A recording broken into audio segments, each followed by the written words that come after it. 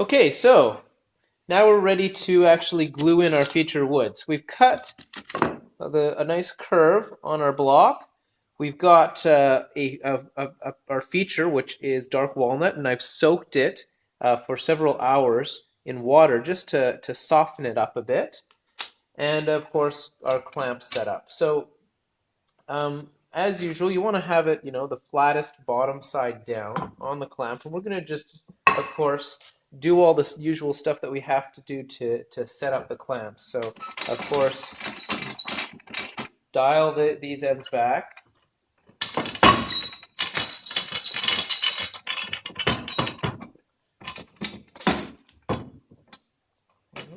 And slide these ends forward. And there we go. We need a little bit of space. And with these ones, they have a little notch on the bottom, so you make sure you get that notch in. Okay? All right. So, just as before, we're going to rotate our piece up 90 degrees, and we're going to spread glue on it. Now, we're not going to bother spreading glue on the strip. Instead, we're actually just rotate both pieces up, and we're going to spread glue on both surfaces. So get a bead of glue there, and a bead of glue here, and make sure that you're using the waterproof glue, either Titebond 2 or Titebond 3. And spread it around with your finger.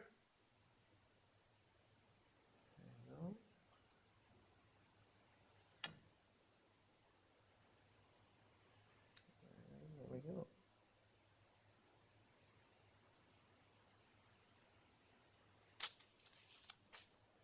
All right, so we're going to lay this back down, and then we're going to put our piece of wood in there. And this is the bit of the challenging part, which we're going to kind of work that in there. We want to be very gentle because we don't want to break there we go. We don't want to break the walnut that we're bending. So tighten that down, and we'll start to we're going to go, oh, that popped.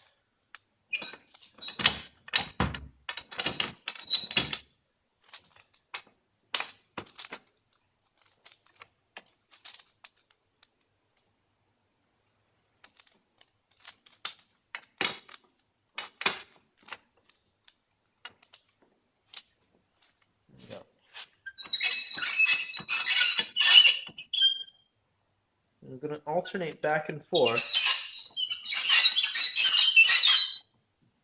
like so,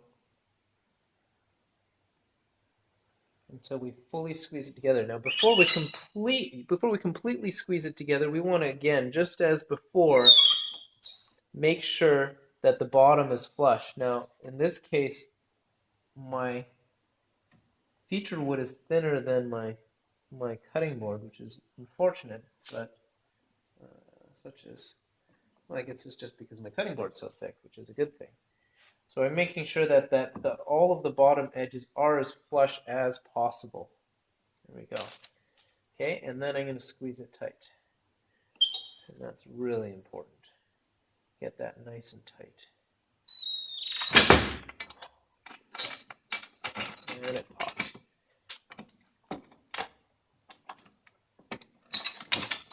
These darn clamps.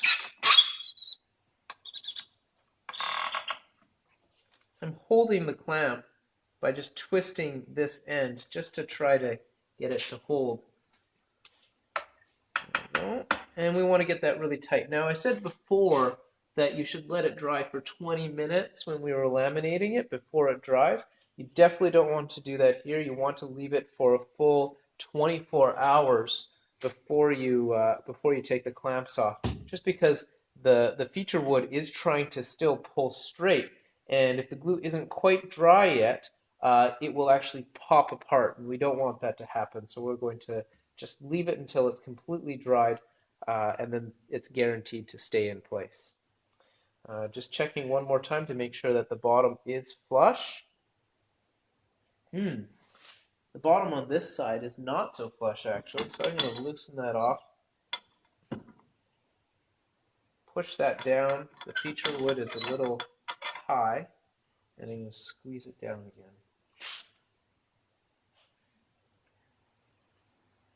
There we go. Let that dry, and then you can take it out.